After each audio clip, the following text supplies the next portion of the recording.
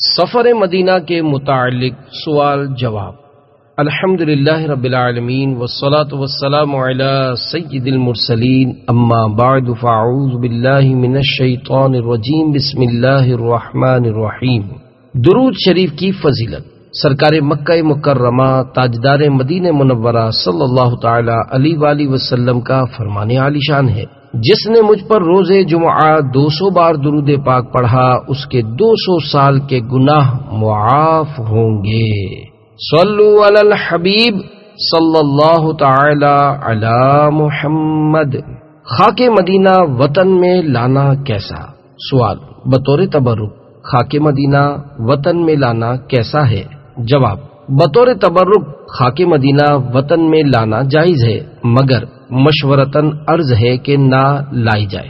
خاتم المحدثین حضرت سیدنا شیخ عبد الحق محدث دہلوی علیہ رحمت اللہ القوی فرماتے ہیں، اکثر علماء کہتے ہیں کہ مدینہ منورہ اور مکہ مکرمہ زادہم اللہ شرفا و تعظیما کی خاک، اینٹ، ٹھیکری اور پتھر نہ اٹھائے۔ علماء حنفیہ اور بعض شافعیہ رحمہم اللہ تعالی جائز بھی کہتے ہیں۔ بہر صورت اگر تحفہ مثلا پھل و پانی وغیرہ جس سے اہل وطن کو خوشی ہو بے تکلف ہمراہ لے تو بہتر ہے۔ سفر سے اہل و عیال کے لیے تحفہ لانا صحیح خبروں یعنی حدیثوں سے ثابت ہے۔ مدینہ منورہ زادہ اللہ شرفا و تعظیمہ کی خاک، اینٹ، ٹھیکری اور پتھر وغیرہ نہ اٹھانے کی وجہ یہ ہے کہ یہ تمام چیزیں بھی سرور کائنات شاہ موجودات صلی اللہ تعالی علیہ وآلہ وسلم سے محبت کرتی ہیں، بلکہ ہر مقدس مقام سے نسبت رکھنے والے کنکر و پتھر وغیرہ اس مقام سے جدا ہونا گوارا نہیں کرتے، جیسا کہ حنفیوں کے عظیم پیشوا حضرت سیدنا علامہ علی قاری علیہ رحمت اللہ الباری فرماتے ہیں، جمادات یعنی پتھر اور پہاڑ وغیرہ کے انبیاء کرام علیہم الصلاۃ والسلام، اولیاء اعظام رحمہم اللہ السلام اور اللہ عز و جل کے مطیع و فرما بردار بندوں سے محبت کرنے کے وصف یعنی خوبی کا انکار نہیں کیا جا سکتا، جیسا کہ کھجور کا تنا سرکار عالی وقار صلی اللہ علیہ وآلہ وسلم کے فراق یعنی جدائی میں رویا، یہاں تک کہ لوگوں نے اس کے رونے کی آواز بھی سنی۔ اسی طرح مکہ مکرمہ زادہ اللہ شرف و تعظیمہ کا ایک پتھر سرکار علیہ الصلوۃ والسلام پر وحی نازل ہونے سے پہلے سلام پیش کیا کرتا تھا۔ حضرت سیدنا علامہ طیبی علیہ رحمت اللہ القوی فرماتے ہیں، احد پہاڑ اور مدینہ منورہ زادہ اللہ شرف و تعظیمہ کے تمام اجزاء سرکار علیہ الصلوۃ والسلام سے محبت کرتے ہیں اور آپ علیہ الصلوۃ والسلام سے جدا ہونے کی صورت میں آپ کی ملاقات کے لیے گریہ کرتے ہیں۔ یہ ایسی بات ہے کہ جس کا انکار نہیں کیا جا سکتا، لہذا جائز ہونے کے باوجود مقامات مقدسہ کی خاک اور کنکر وغیرہ تبرکات نہ اٹھائے جائیں، یہی بہتر ہے۔ کھجور کا تنا فراق رسول میں رو دیا۔ سوال، مقامات مقدسہ سے نسبت رکھنے والے کنکر و پتھر وہاں سے جدا ہونا گوارا نہ کرتے ہوں، اس قسم کے اگر واقعات ہوں تو بیان فرما دیجئے۔ جواب، کھجور کے تنے کا سرکار علی وقار مدینے کے تاجدار صلی اللہ علیہ وآلہ وسلم کے فراق میں رونے کا واقعہ بڑا ہی مشہور ہے۔ منبر منور بننے سے پہلے سرکار مدینہ قرار قلب و سینہ صلی اللہ تعالی علیہ وآلہ وسلم کھجور کے ایک تنے سے ٹیک لگا کر خطبہ ارشاد فرماتے تھے۔ جب منبر اطہر بنایا گیا اور سرکار دو عالم صلی اللہ تعالی علیہ وآلہ وسلم نے اس پر تشریف فرما ہو کر خطبہ ارشاد فرمایا تو وہ تنا آپ صلی اللہ تعالی علیہ وآلہ وسلم کے فراق یعنی جدائی میں پھٹ گیا اور چیخے مار کر رونے اور گابھن یعنی حاملہ اونٹنی کی طرح چلانے لگا۔ یہ حال دیکھ کر تمام حاضرین بھی بے اختیار رونے لگے۔ سرکار بحر بر صلی اللہ تعالی علیہ وآلہ وسلم نے منبر منور سے اتر کر اس کھجور کے تنے پر دست انور پھیر کر فرمایا، تو چاہے تو تجھے تیری جگہ چھوڑ دوں، جس حالت میں تو پہلے تھا ویسا ہی ہو جائے، اور اگر تو چاہے تو جنت میں لگا دوں تاکہ اولیاء اللہ تیرا پھل کھائیں اور تو ہمیشہ رہے۔ لمحے بھر کے بعد سرکار نامدار صلی اللہ تعالی علیہ وآلہ وسلم نے صحابہ کرام علیہم رضوان کی طرف متوجہ ہو کر فرمایا، اس نے جنت اختیار کی۔ حضرت سیدنا حسن بصری علیہ رحمت اللہ القوی جب یہ واقعہ بیان کرتے تو خوب روتے اور فرماتے، اے اللہ کے بندو، جب کھجور کا ایک بے جان تنا فراق رسول یعنی رسول کریم صلی اللہ تعالی علیہ وآلہ وسلم کی جدائی میں رو سکتا ہے تو تم کیوں نہیں رو سکتے؟ رونے والا سنگریزہ۔ شیخ طریقت امیر اہل سنت بانی دعوت اسلامی حضرت علامہ مولانا ابو بلال محمد الیاس عطار قادری رضوی ضیاء دامت برکاتہم العالیہ فرماتے ہیں، چند سال قبل مدینہ روڈ پر نواریہ کے قریب مقام صرف پر واقع ام المومنین حضرت سیدتنا میمونہ رضی اللہ تعالی عنہا کے مزار فائز الانوار پر میں نے حاضری دی اور چند مبارک سنگریزے اٹھا کر کلمہ شریف پڑھ کر ان کو اپنے ایمان کا گواہ کیا اور اسلامی بھائیوں سے کہا کہ ان کو تبرکن پاکستان میں اسلامی بھائیوں کو تحفتاً پیش کروں گا۔ جب اپنی قیام گاہ پر آیا تو ایک سنگریزہ یعنی پتھر کا ٹکڑا ایک جگہ سے نم ہو گیا تھا۔ کچھ دیر بعد اس کی نمی میں مزید اضافہ ہو گیا۔ میں نے اسلامی بھائیوں سے کہا، غالباً یہ ام المومنین حضرت سیدتنا میمونہ رضی اللہ تعالی عنہا کے فراق میں رو رہا ہے۔ انشاءاللہ عز وجل میں ان تمام سنگریزوں کو امی جان رضی اللہ تعالی عنہا کے پاس پہنچا دوں گا۔ حیرت بالائے حیرت یہ کہ کچھ ہی دیر میں وہ خشک ہو گیا، یعنی ڈھارس ملنے پر اس نے رونا بند کر دیا۔ بالآخر میں نے ام المومنین حضرت سیدتنا میمونہ رضی اللہ تعالی عنہا کے دربار میں حاضری دی اور ان سنگریزوں کو بصد ادب وہاں رکھ دیا اور امی جان رضی اللہ تعالی عنہا سے معافی بھی مانگی۔ مزدلفہ کی اشک بار کنکریاں۔ منقول ہے کہ ایک بڑھیا حج پر گئی، رمی جمارات یعنی شیطان کو کنکریاں مارنے کے بعد مزدلفہ شریف کی چند کنکریاں بچ گئیں۔ وہ انہیں بطور یادگار اپنے ساتھ وطن لیتی آئیں اور ایک پاک کپڑے میں لپیٹ کر ادب کے ساتھ انہیں الماری میں رکھ دیا۔ ایک دن اس کی نظر کنکریوں کی جگہ پر پڑی تو دیکھا کہ وہاں نمی ہے۔ اس نے متعجب ہو کر کپڑے سے کنکریاں نکالیں تو یہ دیکھ کر اس کی حیرت کی انتہا نہ رہی کہ وہ پانی ان کنکریوں سے نکل رہا تھا۔ گھبرا کر کسی سنی عالم سے رابطہ کیا تو انہوں نے فرمایا کہ یہ کنکریاں مزدلفہ شریف کی مقدس سرزمین کے فراق میں رو رہی ہیں، ان کو وہیں بھجوا دیں۔ چنانچہ کسی حاجی صاحب کے ذریعے ان کو مزدلفہ شریف پہنچا دیا گیا۔ خاک مدینہ کا تحفہ۔ سوال، وطن میں خاک مدینہ تحفے میں ملنے پر آپ کیا کرتے ہیں؟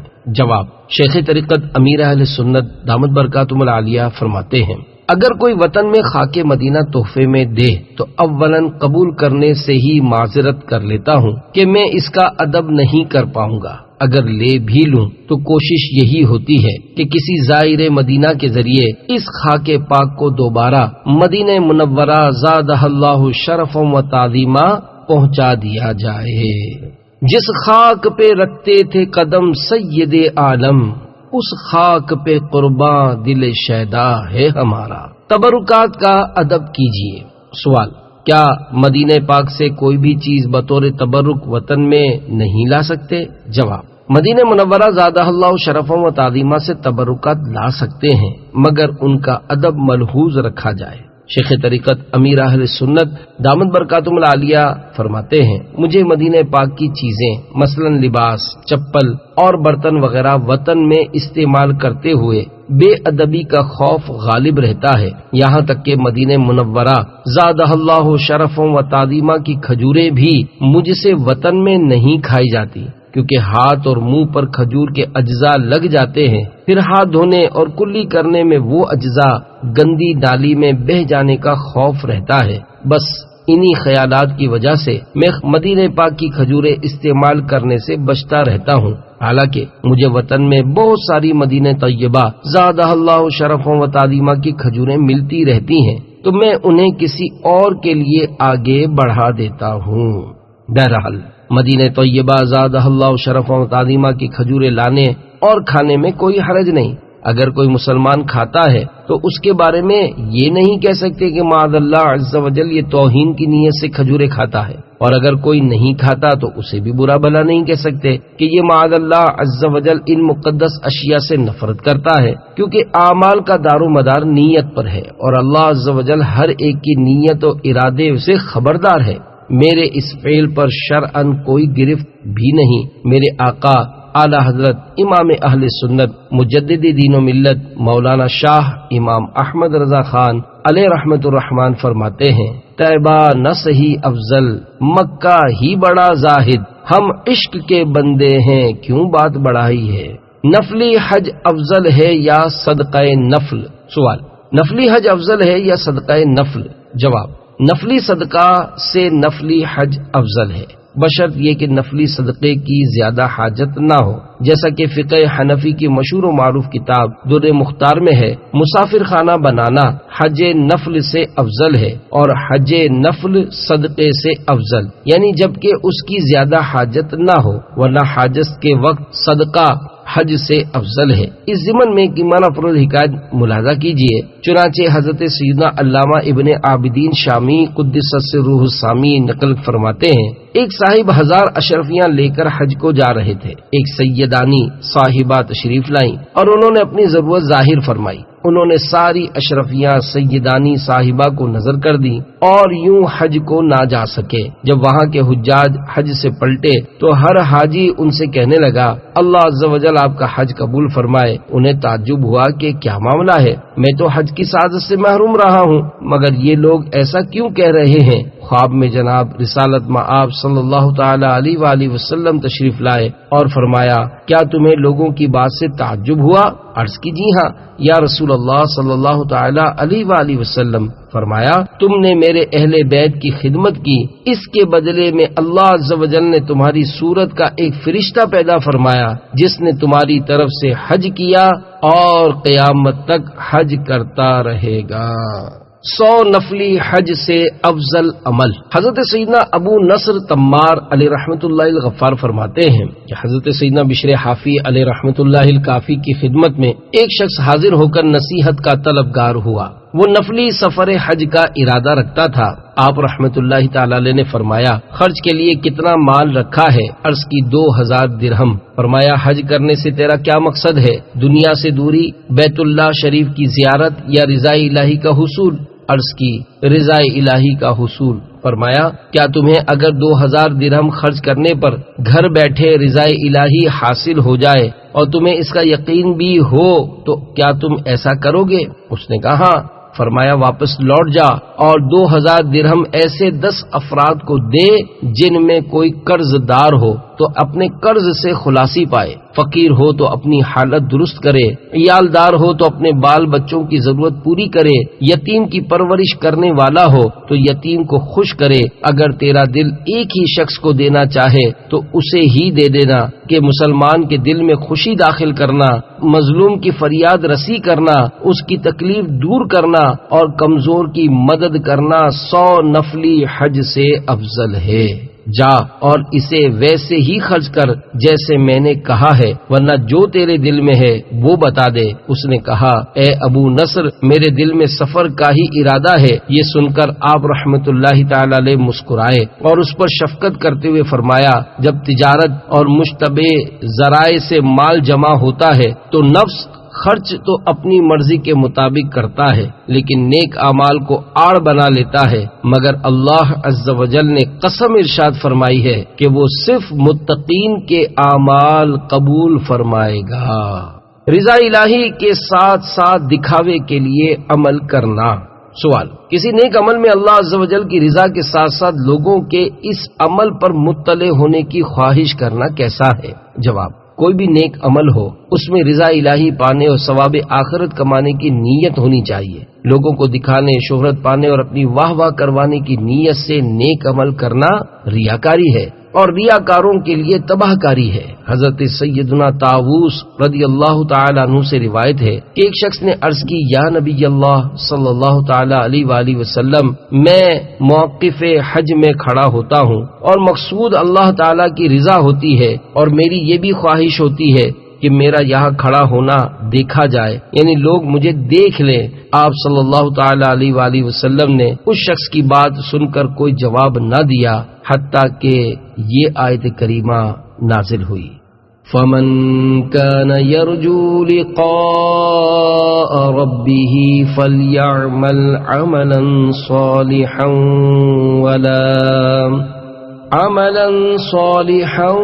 وَلَا يُشْرِكْ بِعِبَادَةِ رَبِّهِ أَحَدًا۔ ترجمہ کنز ایمان۔ تو جسے اپنے رب سے ملنے کی امید ہو اسے چاہیے کہ نیک کام کرے اور اپنے رب کی بندگی میں کسی کو شریک نہ کرے۔ حضرت سیدنا کثیر بن زیاد علیہ رحمت اللہ الجواد فرماتے ہیں، میں نے حضرت سیدنا حسن بصری علیہ رحمت اللہ القوی سے اس آیت کا مطلب پوچھا تو فرمایا یہ مومن کے بارے میں نازل ہوئی۔ میں نے کہا کیا وہ اللہ تعالیٰ کے ساتھ کسی کو شریک ٹھہراتا ہے؟ فرمایا نہیں، لیکن عمل کے لیے شرک کرتا ہے کیونکہ وہ اس عمل سے اللہ تعالیٰ اور لوگوں کی رضا چاہتا ہے، اس وجہ سے وہ عمل قبول نہیں ہوتا۔ حضرت سیدنا ابو سعید بن ابو فضالہ رضی اللہ تعالیٰ عنہ سے روایت ہے کہ رسول کریم صلی اللہ تعالیٰ علیہ وآلہ وسلم نے ارشاد فرمایا، جب اللہ عز و جل شک و شبے سے پاک دن یعنی قیامت میں اولین و آخرین کو جمع کرے گا تو ایک منادی ندا کرے گا، جس نے اللہ عز و جل کے لیے کیے جانے والے عمل میں کسی کو شریک کیا وہ اسی کے پاس اپنا ثواب تلاش کرے، کیونکہ اللہ عز و جل شرکا کے شرک سے بے نیاز ہے۔ میٹھے میٹھے اسلامی بھائیوں، لوگوں کو اپنے اعمال دکھانے، سنانے اور اپنی شہرت پانے کا شوق بہت برا ہے، اور یہ شیطان کے واروں میں سے ایک وار ہے۔ شیطان لعین اولن تو کسی کو نیکی کی طرف مائل ہی نہیں ہونے دیتا، اگر کوئی اس کے وار سے بچ کر نیک عمل کرنے میں کامیاب ہو بھی جائے تو ریاکاری، تکبر، حب جاہ اور شہرت وغیرہ میں مبتلا کر کے اس کے اعمال برباد کرنے کی کوشش کرتا ہے۔ لہذا بندے کو چاہیے کہ وہ شیطان کی ان چالوں کو ناکام بناتے ہوئے خالصتاً اللہ عز و جل کی رضا و خوشنودی حاصل کرنے کے لیے عمل کرے۔ ہاں، ایسا شخص جو لوگوں کا پیشوا ہو، لوگ اس سے عقیدت و محبت رکھتے اور نیک اعمال میں اس کی پیروی کرتے ہوں، تو ایسے شخص کے لیے لوگوں کی ترغیب کے لیے اپنے اعمال کو ظاہر کرنا نہ صرف جائز بلکہ افضل ہے، جیسا کہ حضرت سیدنا عبداللہ ابن عمر رضی اللہ تعالی عنہما سے روایت ہے کہ نبی کریم صلی اللہ تعالی علیہ وآلہ وسلم نے ارشاد فرمایا، پوشیدہ عبادت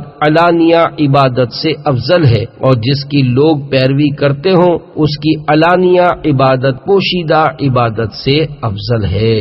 آخرت کے عمل سے دنیا طلب کرنا۔ سوال، آخرت کے عمل سے دنیا طلب کرنا یا شہرت چاہنا کیسا ہے؟ جواب، دنیاوی غرض کے لیے نیک عمل کرنا یا نیک عمل کرنے کے بعد اسے دنیا طلبی اور شہرت کا ذریعہ بنانا معاذ اللہ عز و جل دین فروشی اور اکثر صورتوں میں ریاکاری ہے، جس میں جہنم کی حقداری ہے۔ جیسا کہ آج کل بعض لوگ حج و عمرہ کر کے آتے ہیں تو بلا ضرورت جگہ جگہ اپنے حج و عمرے کا اعلان کرتے پھرتے ہیں۔ حدیث شریف میں ہے، جو آخرت کے عمل سے دنیا طلب کرے اس کا چہرہ مسخ کر دیا جائے اور اس کا ذکر مٹا دیا جائے اور اس کا نام دوزخیوں میں لکھا جائے۔ آخرت کے عمل سے دنیا طلب کرنے والے ایک نادان آقا اور اس کے دانا غلام کی عبرت انگیز حکایت ملاحظہ کیجیے اور عبرت کے مدنی پھول چنیے۔ چنانچہ حجت الاسلام حضرت سیدنا امام محمد غزالی علیہ رحمت اللہ الوالی فرماتے ہیں، ایک غلام اور آقا حج کر کے پلٹے، راہ میں نمک نہ رہا، نہ خرچ تھا کہ مول یعنی قیمتن لیتے۔ ایک منزل پر آقا نے غلام سے کہا، بقال یعنی سبزی فروش کھانے پینے کا سامان بیچنے والے سے تھوڑا سا نمک یہ کہہ کر لے آؤ کہ میں حج سے آیا ہوں۔ چنانچہ وہ گیا اور یہ کہہ کر تھوڑا سا نمک لے آیا۔ دوسری منزل پر آقا نے پھر بھیجا اور کہا، اس بار یوں کہو کہ میرا آقا حج سے آیا ہے۔ چنانچہ اس بار بھی غلام یہ کہہ کر تھوڑا سا نمک لے آیا۔ تیسری منزل پر آقا نے پھر بھیجنا چاہا تو غلام جو کہ حقیقتاً آقا بننے کے قابل تھا اس نے جواب دیا، پرسوں نمک کے چند دانوں کے بدلے اپنا حج بیچا، کل آپ کا بیچا، آج کس کا بیچ کر لاؤں؟ میٹھے میٹھے اسلامی بھائیوں، واقعی وہ غلام بہت دانا تھا۔ اس نے اپنے آقا اور آج کل کے ہر حاجی صاحب کو کتنی زبردست اور عبرت انگیز بات بتائی کہ بلا ضرورت اپنے حج کا اعلان کر کے نمک وغیرہ حاصل کرنے سے کہیں ایسا نہ ہو کہ حج ہی برباد ہو جائے۔ البتہ یہ بات ذہن نشین رہے کہ اگر کسی نے ریاکاری کے لیے حج کیا تو اس کا فرض ادا ہو جائے گا، مگر ریاکاری کا گناہ ہوگا۔ ایسے حاجی کو چاہیے کہ اللہ عز و جل کی بارگاہ میں سچی توبہ کرے۔ اللہ عز و جل ہمیں اخلاص کی دولت سے مالا مال فرمائے اور ریاکاری کی تباہ کاری سے محفوظ فرمائے۔ آمین بجاہ النبی الامین صلی اللہ تعالی علیہ وآلہ وسلم۔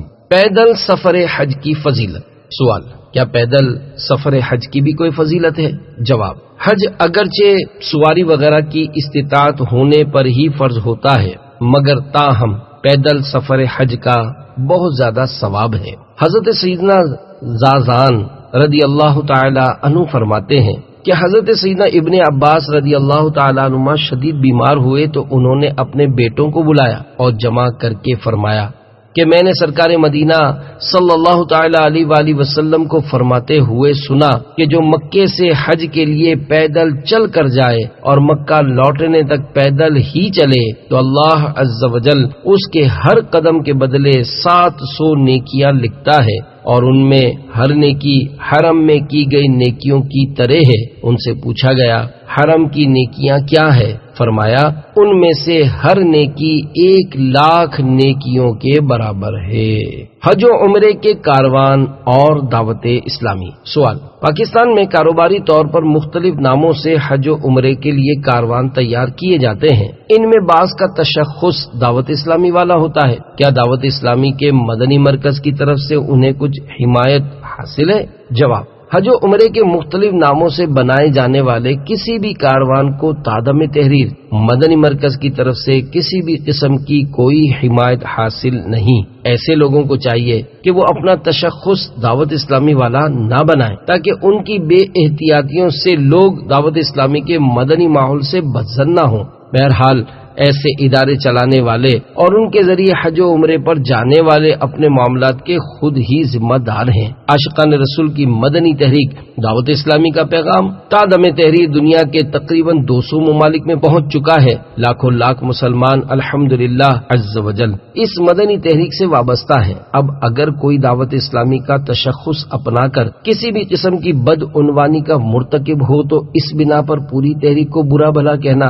اور مدنی ماحول سے دور ہو جانا انصاف کے خلاف ہے، کیونکہ ایک یا چند افراد کی غلطی کی وجہ سے ساری تحریک کو برا بھلا نہیں کہا جا سکتا۔ اللہ عز و جل ہمیں اپنا خوف اپنے پیارے محبوب صلی اللہ تعالی علیہ وآلہ وسلم کا سچا عشق اور دعوت اسلامی کے مدنی ماحول میں استقامت عطا فرمائے اور ہر اس عمل سے بچائے جس سے دعوت اسلامی کی دینی خدمات کو نقصان پہنچے۔ آمین بجاہ النبی الامین صلی اللہ تعالی علیہ وآلہ وسلم۔ اللہ اس سے پہلے ایمان پہ موت دے دے، نقصان میرے سبب سے ہو سنت نبی کا۔ صلو علی الحبیب صلی اللہ تعالی علی محمد۔ ہوائی جہاز میں گناہوں کا خطرہ۔ سوال، کیا ہوائی جہاز میں بھی گناہوں کا خطرہ ہوتا ہے؟ جواب، جی ہاں، ہوائی جہاز میں بھی گناہوں کا خطرہ رہتا بلکہ کئی گنا بڑھ جاتا ہے۔ حرمین طیبین زادہ اللہ شرف و تعظیمہ کا سفر چونکہ بڑا ہی مبارک سفر ہے، لہذا شیطان کسی صورت میں بھی نہیں چاہتا کہ یہ سفر گناہوں سے خالی ہو، اس لیے وہ لوگوں کو گناہوں میں مبتلا کرنے کی بھرپور کوشش کرتا ہے، اور بیشتر لوگ بھی نفس و شیطان کے بہکاوے میں آ کر اس مبارک سفر میں بھی گناہوں کا سلسلہ جاری رکھے ہوتے ہیں۔ لہذا حجاج کرام کو چاہیے کہ اپنی نگاہوں کی حفاظت کریں اور نمازوں کا بھی اہتمام کریں۔ حجاج کو مسلم غیر مسلم فلائٹس میں سفر کرنا پڑتا ہے، تو اس حوالے سے نماز کے مسائل مثلا بلندی پر اوقات نماز کی معلومات، قبلہ رخ جاننے، طیارے میں کیا کیا کھا سکتے ہیں اور کیا نہیں کھا سکتے، نیز استنجا خانے کے استعمال وغیرہ کی احتیاط کا علم ہونا بھی ضروری ہے۔ بدنگاہی کرنے اور کروانے والیاں۔ سوال، بدنگاہی کرنے اور کروانے والیوں کے بارے میں کچھ ارشاد فرما دیجئے۔ جواب، قصداً بدنگاہی کرنے اور کروانے والیاں گناہگار اور عذاب نار کی حقدار ہیں۔ احادیث مبارکہ میں ان کے لیے سخت وعیدیں آئی ہیں۔ چنانچہ سرور ذیشان مکی مدنی سلطان صلی اللہ تعالی علیہ وآلہ وسلم کا فرمان عبرت نشان ہے، دیکھنے والے پر اور اس پر جس کی طرف نظر کی گئی اللہ عز و جل کی لعنت، لہذا کبھی بھی بدنگاہی نہ کیجیے، اگر اچانک نظر پڑ بھی جائے تو فوراً نظر پھیر لیجیے، جیسا کہ حدیث پاک میں ہے۔ حضرت سیدنا جریر بن عبداللہ رضی اللہ تعالیٰ عنہ فرماتے ہیں کہ میں نے نبی مکرم صلی اللہ تعالیٰ علیہ وآلہ وسلم سے اچانک نظر پڑ جانے کے متعلق حکم دریافت کیا تو آپ صلی اللہ تعالیٰ علیہ وآلہ وسلم نے مجھے حکم دیا کہ فوراً نظر کو پھیر لو۔ معلوم ہوا کہ بلا قصد پڑ جانے والی پہلی نظر معاف ہے، جبکہ فوراً نظر پھیر لی جائے۔ ہاں اگر بلا قصد نظر پڑی لیکن دیکھتے ہی رہے یا نظر ہٹا کر پھر دوبارہ دیکھا تو یہ ناجائز ہے کہ سرور کائنات شاہ موجودات صلی اللہ تعالی علیہ وآلہ وسلم نے حضرت سیدنا علی المرتضی شیر خدا کرم اللہ تعالی وجہہ الکریم سے فرمایا، ایک نظر کے بعد دوسری نظر نہ کرو، یعنی اگر اچانک بلا قصد کسی عورت پر نظر پڑ جائے تو فوراً نظر ہٹا لو اور دوبارہ نظر نہ کرو کہ پہلی نظر جائز ہے اور دوسری نظر جائز نہیں۔ اللہ عز و جل اپنے پیارے محبوب صلی اللہ علیہ وآلہ وسلم کی نیچی نیچی مبارک نظروں کی حیا کا صدقہ ہمیں بھی اپنی نگاہوں کو نیچی رکھنے کی توفیق عطا فرمائے، آمین بجاہ نبی الامین صلی اللہ تعالی علیہ وآلہ وسلم۔ یا الہی رنگ لائیں جب میری بے باکیاں، ان کی نیچی نیچی نظروں کی حیا کا ساتھ ہو۔ مسجدین کریمین میں دنیاوی باتیں اور شور و گل کرنا۔ سوال، کئی حجاج کرام مسجدین کریمین میں دنیاوی باتیں کرتے، شور و غل مچاتے اور کہے لگاتے نظر آتے ہیں، ان کے بارے میں کچھ ارشاد فرما دیجئے۔ جواب، مساجد اللہ عز و جل کے گھر ہیں، ان کا ادب و احترام کرنا اور انہیں ہر اس چیز سے بچانا جس کے لیے یہ نہیں بنائی گئیں ضروری ہے۔ مساجد میں دنیاوی باتیں کرنے، شور و غل مچانے اور کہے لگانے سے ان کا تقدس پامال ہوتا ہے، اور یہ ایسے امور ہیں جن کے لیے مساجد نہیں بنائی گئیں، لہذا ان کے ارتکاب کرنے والوں کے لیے احادیث مبارکہ میں سخت وعیدیں آئی ہیں۔ چنانچہ مسجد میں ہنسنے کے متعلق سلطان انس و جان رحمت عالمیان صلی اللہ تعالی علیہ وآلہ وسلم کا فرمان عبرت نشان ہے، مسجد میں ہنسنا قبر میں اندھیرا لاتا ہے۔ آواز بلند کرنے والوں کے لیے ارشاد فرمایا، جو کسی مسجد میں بآواز بلند گمشدہ چیز ڈھونڈتے سنے تو وہ کہیں لا رداہ اللہ علیک فإن المساجد لم تبنا لہذا، یعنی اللہ عز و جل وہ گمشدہ شے تجھے نہ ملائے کیونکہ مسجدیں اس کام کے لیے نہیں بنائی گئیں۔ جو مسجد میں دنیاوی باتیں کرے اللہ تعالیٰ اس کے 40 سال کے اعمال اکارت یعنی ضائع فرما دے۔ نمبر 3، مسجد میں مباح باتیں نیکیوں کو اس طرح کھا جاتی ہیں جس طرح آگ لکڑی کو۔ پیچھے پیچھے اسلامی بھائیوں، دیکھا آپ نے کہ مساجد میں دنیاوی باتیں کرنا، ہنسنا اور آوازیں بلند کرنا وغیرہ آخرت کے لیے کس قدر تباہ کن ہیں۔ مسجدین کریمین میں ایسا کرنے والے حجاج وغیرہ کو ڈر جانا چاہیے کہ جب عام مساجد کے تقدس کو پامال کرنے کی یہ وعیدیں ہیں تو مسجدین کریمین کی بے حرمتی کی وعیدیں تو ان مقدس مقامات کی عظمت کی وجہ سے اور زیادہ سخت ہے، کیونکہ مسجدین کریمین تو دنیا کی تمام مساجد سے افضل و اعلیٰ ہیں، جیسا کہ دعوت اسلامی کے اشاعتی ادارے مکتبۃ المدینہ کی 1250 صفحات پر مشتمل کتاب بار شریعت جلد اول صفحہ 649 پر ہے۔ سب مسجدوں سے افضل مسجد حرام شریف ہے، پھر مسجد نبوی، پھر مسجد قدس، پھر مسجد قباء، پھر اور جامع مسجدیں، پھر مسجد محلہ، پھر مسجد شارع۔ مسجدین کریمین میں کھانا پینا کیسا؟ سوال، مسجدین کریمین یعنی مسجد حرام و مسجد نبوی شریف میں کھانا پینا کیسا ہے؟ جواب، مسجدین کریمین یعنی مسجد حرام و مسجد نبوی شریف ہوں یا کوئی اور مسجد، ان میں کھانا پینا اور سونا سوائے معتکف کے کسی اور کے لیے شرعن جائز نہیں۔ اگر کسی کو مسجد میں کھانے پینے اور سونے کی حاجت ہے تو اسے چاہیے کہ وہ نفلی اعتکاف کی نیت کر لے تو ضمناً کھانا پینا اور سونا بھی جائز ہو جائے گا۔ میرے آقا اعلی حضرت امام اہل سنت مولانا شاہ امام احمد رضا خان علیہ رحمت الرحمان فرماتے ہیں صحیح و معتمد یہ ہے کہ مسجد میں کھانا پینا سونا سوا معتکف کے کسی کو جائز نہیں۔ مسافر یا حضری یعنی مقیم اگر چاہتا ہے تو اعتکاف کی نیت کیا دشوار ہے، اور اس کے لیے نہ روزہ شرط نہ کوئی مدت مقرر، اعتکاف نفل 1 ساعت کا بھی ہو سکتا ہے۔ مزید فرماتے ہیں ظاہر ہے کہ مسجدیں کھانے پینے کو نہیں بنی تو غیر معتکف کو ان میں ان افعال کی اجازت نہیں، اور بلا شبہ اگر ان افعال کا دروازہ کھولا جائے تو زمانہ فاسد ہے اور قلوب ادب و ہیبت سے عاری، مسجدیں چوپال ہو جائیں گی اور ان کی بے حرمتی ہوگی۔ وَكُلُّ مَا أَدَّى إِلَى مَحْظُورٍ مَحْظُور، یعنی اور ہر وہ شے جو ممنوع تک پہنچائے ممنوع ہو جاتی ہے۔ معتکف کو بھی مسجد میں کھانے پینے کی اسی صورت میں اجازت ہے کہ اتنا زیادہ کھانا نہ ہو جو نماز کی جگہ گھیرے، اور نہ ہی کھانے پینے کی کسی چیز سے مسجد آلودہ ہو، ورنہ جائز نہیں۔ چنانچہ فتاوی رضویہ جلد 8 صفحہ 94 پر ہے مسجد میں اتنا کثیر کھانا لانا کہ نماز کی جگہ گھیرے، اور ایسا اکل و شرب یعنی کھانا پینا جس سے ان کی تلویث ہو مطلقاً ناجائز ہے اگرچہ معتکف ہو۔ نیز رد المحتار میں ہے ظاہر یہی ہے کہ کھانا پینا جبکہ مسجد کو آلودہ نہ کرے اور نہ مسجد کی جگہ گھیرے تو یہ سونے کی طرح جائز ہے، کیونکہ مسجد کو صاف ستھرا رکھنا واجب ہے۔ جب مسجد میں کھانا پینا ان دونوں باتوں سے خالی ہو تو معتکف کو بالاتفاق بلا کراہت جائز ہے۔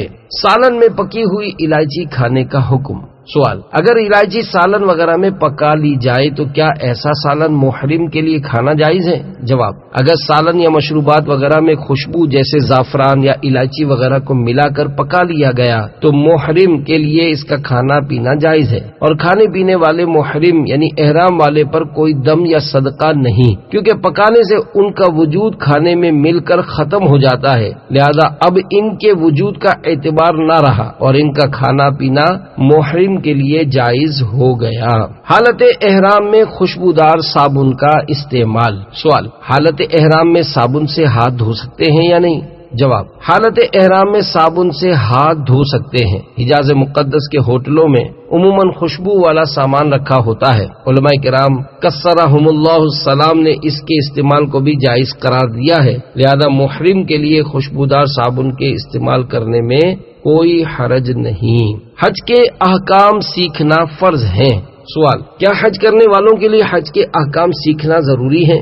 جواب: جی ہاں، حج کرنے والوں کے لیے حج سے متعلق ضروری مسائل سیکھنا فرض ہے۔ حدیث پاک میں ہے یعنی علم حاصل کرنا ہر مسلمان پر فرض ہے۔ اس حدیث پاک سے اسکول کالج کی مروجہ دنیاوی تعلیم نہیں بلکہ ضروری دینی علم مراد ہے، لہذا سب سے پہلے اسلامی عقائد کا سیکھنا فرض ہے، اس کے بعد نماز کے فرائض و شرائط و مفسدات یعنی نماز کس طرح درست ہوتی ہے اور کس طرح ٹوٹ جاتی ہے۔ پھر رمضان مبارک کی تشریف آوری ہو تو جس پر روزے فرض ہوں اس کے لیے روزوں کے ضروری مسائل، جس پر زکوٰۃ فرض ہو اس کے لیے زکوٰۃ کے ضروری مسائل، اسی طرح حج فرض ہونے کی صورت میں حج کے، نکاح کرنا چاہے تو اس کے، تاجر کو تجارت کے، خریدار کو خریدنے کے، نوکری کرنے والے اور نوکر رکھنے والے کو اجارے کے، وعلی ھذا القیاس یعنی اسی پر قیاس کرتے ہوئے ہر مسلمان عاقل و بالغ مرد و عورت پر اس کی موجودہ حالت کے مطابق مسئلے سیکھنا فرض عین ہے۔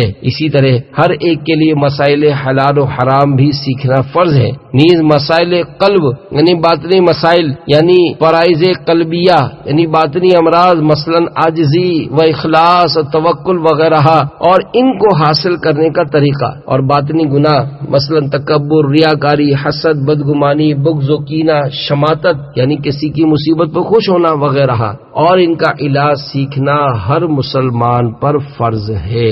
اکثر حج و عمرہ پر جانے والے لوگ حج و عمرہ کے احکام پڑھتے ہی نہیں، اگر پڑھ یا سن لیں تو بھی حافظے کی کمزوری کے باعث بھول جاتے ہیں، اور اس قدر اغلاط کی کثرت کرتے ہیں کہ الامان والحفیظ گناہوں پر گناہ اور کفاروں پر کفارے واجب ہوتے چلے جاتے ہیں، مگر حقیقی ندامت نہ گناہوں سے بچنے کا صحیح معنوں میں ذہن اور نہ ہی کفاروں کے ادائیگی کے لیے رقم خرچ کرنے کا جگر۔ یاد رکھیے، جہالت یعنی نہ جاننا عذر نہیں، بلکہ جہالت بذات خود گناہ ہے۔ لہذا جس پر نماز، روزہ، زکوٰۃ اور حج فرض ہے، ان کے لیے ان کے متعلقہ ضروری احکام کا سیکھنا بھی فرض ہے۔ جو خود عقائد صحیحہ اور حج کے مسائل ضروریہ کا علم نہیں رکھتا، اسے تنہا یا عوام الناس کے قافلے میں سفر حج کرنے کے بجائے کسی قابل اطمینان متقی اور محتاط فی الدین وہ متصلب سنی عالم کے ہمراہ سفر کرنا چاہیے۔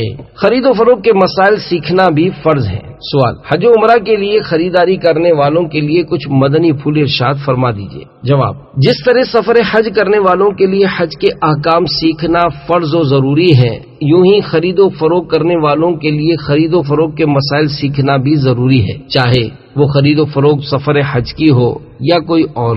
ایک زمانہ وہ تھا کہ ہر مسلمان اتنا علم رکھتا تھا کہ جو اس کی ضروریات کو کافی ہوتا، یہاں تک کہ امیر المومنین حضرت سیدنا عمر فاروق اعظم رضی اللہ تعالیٰ عنہ نے حکم فرما دیا تھا کہ ہمارے بازار میں وہی خرید و فروخت کریں جو دین میں فقیہ یعنی عالم ہو۔ فی زمانہ علم دین سے دوری اور جہالت کے سبب لوگ خرید و فروخت کے مسائل سے بھی ناواقف ہیں۔ یہی وجہ ہے کہ خرید و فروخت کے دوران بہت ساری خلاف شرع باتوں کا ارتکاب کر بیٹھتے ہیں۔ رہی بات سفر حج کے لیے خریداری کرنے کی، تو اس میں اور زیادہ احتیاط کی حاجت ہے۔ کوئی چیز خریدتے وقت اس کا بھاؤ کم کرانے کے لیے حجت یعنی بارگیننگ کرنا سنت ہے، مگر سفر حج کے لیے جو چیز خریدی جائے اس میں بھاؤ کم نہیں کروانا چاہیے۔ کہ اعلی حضرت امام اہل سنت مولانا شاہ امام احمد رضا خان علیہ رحمت الرحمن فرماتے ہیں، بھاؤ کے لیے حجت کرنا بہتر ہے، بلکہ سنت، سوا اس چیز کے جو سفر حج کے لیے خریدی جائے۔ اس میں بہتر یہ ہے کہ جو مانگے دے دے، خوش نصیب ہیں وہ حاجی جو اس مبارک سفر کے لیے خریدی جانے والی چیزوں کا بھاؤ کم کروانے کے بجائے منہ مانگی رقم ادا کر کے مانگنے والوں کو خوش کر دیا کرتے ہیں۔ اسی طرح سرکار علی وقار مدینے کے تاجدار صلی اللہ تعالی علیہ وآلہ وسلم کے نام پر قربان کیے جانے والے جانور کی خریداری میں بھی عشاق کے اندازے نرالے ہوتے ہیں، اور اس جانور کے بھی دام کم کروانے کے بجائے منہ مانگے دام ادا کرتے، بلکہ بسا اوقات مزید بڑھ کر بھی پیش کرتے۔ اور یہ کوئی دھوکہ کھانا نہیں بلکہ عشق کی بات ہے۔ حضرت سیدنا عبداللہ ابن عمر رضی اللہ تعالیٰ عنہما اپنے ہر اس غلام کو آزاد فرما دیتے جو بکثرت عبادت کرتا، لہذا غلام بھی خوب عبادت کرتے اور رہائی پاتے۔ کسی نے عرض کی کہ غلام رہائی پانے کے لیے آپ رضی اللہ تعالیٰ عنہ کے سامنے زیادہ عبادت کرتے ہیں۔ فرمایا، اللہ عز و جل کے نام پر دھوکہ دینے والے سے ہم دھوکہ کھانے کے لیے تیار ہیں۔ تیرے نام پر ہو قرباں میری جان جانے جانا، ہو نصیب سر کٹانا مدنی مدینے والے۔ بار بار حاضری کا شوق تڑپائے تو کیا کرنا چاہیے؟ سوال: فرض حج ادا کر لینے کے بعد کسی عاشق زار کو بار بار حاضری کا شوق تڑپائے تو وہ کیا کرے؟ جواب: حج فرض ادا کر لینے کے باوجود اگر کسی عاشق زار کو بار بار حرمین طیبین زادہم اللہ شرفا و تعظیما کی حاضری کا شوق تڑپائے تو وہ اللہ عز و جل کی رحمت کے بھروسے پر اس طرح تیاری کرے کہ دل و دماغ، زبان و آنکھ اور ہر عضو کا قفل مدینہ لگائے، یعنی اپنے تمام اعضاء کو گناہوں سے بچانے کی بھرپور سعی یعنی کوشش کرے، اپنے اندر اخلاص پیدا کرے اور ریاکاری والے اسباب سے بچے۔ عاشقان رسول کے ہمراہ سنتوں کی تربیت کے مدنی قافلوں میں سفر اور مدنی انعامات پر عمل بڑھانے اور استقامت پانے کے لیے فکر مدینہ کرتے ہوئے روزانہ مدنی انعامات کا رسالہ پر کر کے ہر مدنی ماہ کی پہلی تاریخ کو اپنے ذمہ دار کو جمع کروانے کا معمول بنا لے۔ نفس کی خاطر کی جانے والی ذاتی دوستیاں ترک کر کے اچھی صحبت اختیار کرے، کم بولنے اور نگاہیں نیچے رکھنے کی خاص مشق کرے، حرمین طیبین زادہ اللہ شرفا و تعظیما کے آداب سیکھے، اپنی بے مائیگی، نااہلی، گناہوں کا اعتراف کرتے ہوئے اللہ رب العالمین عز و جل کی بارگاہ میں خوب استغفار کرے اور توفیق خیر کی خیرات مانگے، رحمت للعالمین صلی اللہ علیہ وآلہ وسلم سے رحمت و استقامت کی بھیک طلب کرے۔ جب ظاہری اسباب کا انتظام ہو جائے اور دل بھی مطمئن ہو کہ اب مکہ مکرمہ اور مدینہ منورہ زادہم اللہ شرفا و تعظیما کا حتی الامکان ادب کر پاؤں گا اور قصدن گناہوں کا صدور بھی نہیں ہوگا، تو اب حرمین طیبین زادہ اللہ شرفا و تعظیما کے سفر کی تیاری کرے۔ اگر اسباب نہ بن پائیں تو حرمین طیبین زادہ اللہ شرفا و تعظیما جانے والوں کو بنظر رشک دیکھیں، ان سے ملاقات کا شرف حاصل کریں، ان سے سلام شوق عرض کرنے اور دعائے مغفرت و حاضری کی عاجزانہ التجا کریں۔ اگر قریبی عزیز ہوں تو انہیں رخصت کرنے جائیں اور اپنا یوں بھی ذہن بنائیں کہ انشاءاللہ عز و جل کبھی تو کرم ہوگا، ہم بھی مدینے جائیں گے۔ مدینے جانے والوں جاؤ جاؤ فی امان اللہ، کبھی تو اپنا بھی لگ جائے گا بستر مدینے میں۔ صلو علی الحبیب صلی اللہ تعالی علی محمد۔ حرمین طیبین میں زیادہ دن قیام کرنا کیسا؟ سوال، عمرے کے لیے جانے والوں کا حرمین طیبین زادہ اللہ شرف و تعظیمہ میں زیادہ دن قیام کرنا کیسا ہے؟ جواب، عمرے کے لیے جانے والے اگر وہاں کے آداب بجا لاتے اور اپنے آپ کو گناہوں سے بچا پاتے ہوں تو ان کے لیے زیادہ ایام گزارنا باعث سعادت ہے۔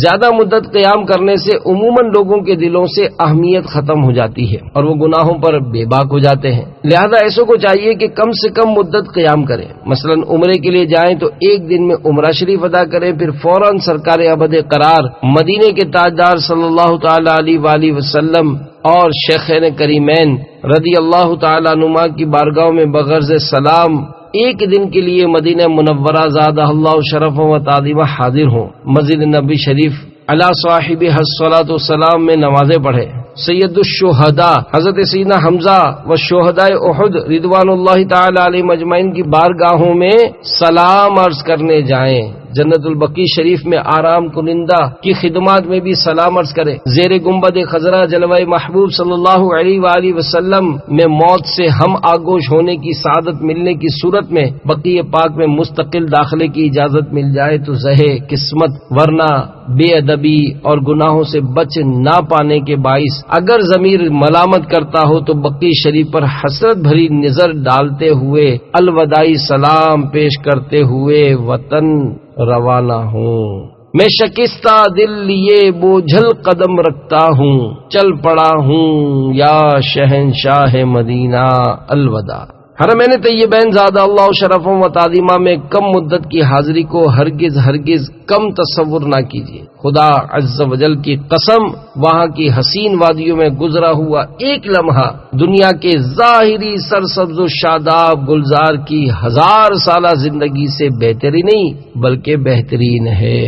وہی ساعتیں تھیں سرور کی، وہی دن تھے حاصل زندگی، بحضور شافع امتاں میری جن دنوں طلبی رہی، ناپاک کپڑوں میں نماز کا حکم۔ سوال، حرمین طیبین زادہ اللہ شرف و تعظیمہ یا کسی بھی جگہ پر طہارت خانوں کے صحیح نہ بنے ہونے کی وجہ سے کپڑوں کا پاک رہنا مشکل ہوتا ہو تو ایسی صورت میں اگر کسی نے ان کپڑوں میں ہی نماز پڑھ لی تو اس کے لیے شرعاً کیا حکم ہے؟ جواب، طہارت خانوں کے واقعی صحیح نہ بنے ہونے کی وجہ سے اپنے آپ کو پاک رکھنا اور گناہوں سے بچانا بہت مشکل ہوتا ہے۔ آج کل WC کی جگہ کموڈ نے لے لی ہے اور اس میں بھی کہیں قبلے کو پیٹھ ہوتی تو کہیں منہ ہوتا ہے، لہذا اگر 45 ڈگری کے زاویے کے اندر قبلے کو منہ یا پیٹ کر کے استنجا کرنا حرام ہے، اور حرم پاک میں ایک بار کا کیا ہوا حرام کام لاکھ بار حرام کرنے کے مترادف ہے۔